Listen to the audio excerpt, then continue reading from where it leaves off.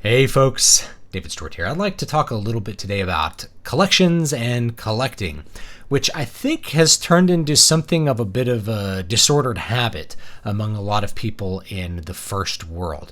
Collecting is not something that is new. It is not something that is particularly problematic in a general sense, but I think for some people in particular, some modern people, collecting has taken on a bit of a disordered aspect as far as how people have a relationship to it in their lives. I'm not aware, by the way, of any kind of psychological, diagnostic manual that specifically talks about collection as a kind of disorder. There's like hoarding disorder, but that's something different. When I'm thinking of collectors, it's like people who collect Funko Pop bobbleheads.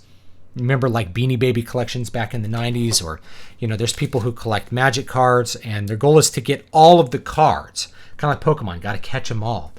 That really is the essence of when I think collecting can become problematic for people and really be something that is a negative rather than something which could be a positive. I don't think it's wrong to like things. Like I have guitars. I don't have a guitar collection. I have an assortment of guitars. They're tools that I've used, tools that I like. They're things in a lot of cases that I have an attachment to. I remember playing them, or, my dad gave me this guitar, or I played this concert on the guitar. And because of that attachment, I don't necessarily want to get rid of it. I like the thing. And I think it's okay to like things. Where I think there's a line cross when it comes to collections is the thing that you're trying to collect is not something that you particularly like. Maybe it's, like some dragon or something, right? And so you don't really like this dragon so much as you don't have it yet in your collection, so you have to buy it. You have to buy it because it's part of the collection, not because you like it specifically. I have seen this a lot with certain collectors. I've noticed it with Star Wars toys collectors, among others. So I have some friends who collect Star Wars toys. Some of them do it in what I would consider like a normal, healthy way. They maybe like, they collect everything that has like Boba Fett on it, right? So most collections have some sort of rhyme and reason to them. They're a categorical collection. If you're collecting magic cards, maybe you're trying to get every card in a particular set, every card ever made. When it comes to guitars, maybe you're trying to get one that represents every kind of category in a larger category. I just have guitars that I use, different brands, different makes, different years, everything like that. So mine are really an assortment. And I remember that from my dad, who had a lot of guns, and people be like, oh, you have a big gun collection. He's like, it's not a collection. It's like an assortment of guns. It's like random guns that I wanted and liked. And if I didn't want them or like them, I got rid of them. My dad wasn't overly attached to any particular thing in his collection. I tend to be a bit more attached to objects, but not in a way that's like, this thing is important because it completes the set. I maybe collect video games. I have video games which I think are worth playing and I want to play, but I don't usually buy games just because I don't have them. Well, I don't have the Hello Kitty Wii U game, and I really want to get a complete set of Wii U games. So I'll get the Hello Kitty game, even though it's like $400 to get this Wii U game that I don't even care about playing. That is what I'm talking about when I talk about the collection mentality. It's like it has to be part of a collection. I've known people that collected, say, Star Wars toys, and they just wanted to collect all Star Wars toys. They had no rhyme or reason to which ones they were trying to get. And so they'd buy toys and then they'd like sit in their garage, or they'd sit in a room in the box, never even opened or looked at or played with or displayed even, because they don't really care about that object. They don't care about that toy that they spent $20, $30 on. They didn't specifically want it. They didn't buy like the Qui-Gon Jinn character because they loved Qui-Gon Jinn. It was because they're buying all the action figures. They collect all the action figures, so they had to buy Qui-Gon's action figure as well. It's just part of the collection. It doesn't really have any special meaning. So that's when I think the line starts to get crossed, is that people, rather than collecting things that have meaning or having objects which have meaning for the object itself, the object only has meaning because it's part of the collection. And there's different degrees to which this can be, I think, detrimental to people. If you're collecting stamps and you're trying to get everything of a certain collection of stamps, eventually the idea is the collection is complete. You've collected everything. And I think that there are companies that can really hijack this idea. There's been like thousands of different Funko Pops made. So if you're trying to collect all the Funko Pop bobbleheads that have ever been made, you're going to be very hard pressed to get them all. And some of them are selling for like thousands of dollars, which is ridiculous. So the gotta catch 'em all mentality is there to really make consumers buy things they would never otherwise buy. I gotta get this Gene Simmons bobblehead even though I hate Kiss because I collect the bobbleheads. That's a problem. It's different than like, I saw a Gene Simmons bobblehead and I love Gene Simmons, so I bought it and it's the only one you own. Or you have two. You have like a Gene Simmons one and a Peter Criss one because for some reason you like Peter Criss.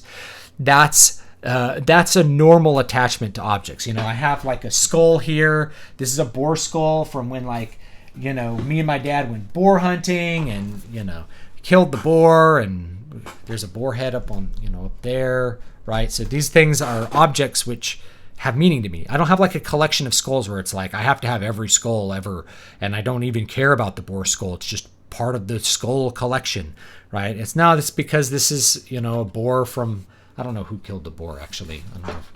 I don't remember which boars we saved or tossed out. My dad probably killed both of them actually, now that I think about it, but it doesn't matter. We went hunting and we killed some boars, and so that object has significance for that. Someone gave me the piglet. People see the little piglet here. I don't collect the piglet. I have an attachment to this object in particular because somebody happened to give it to me, and that's why I have it.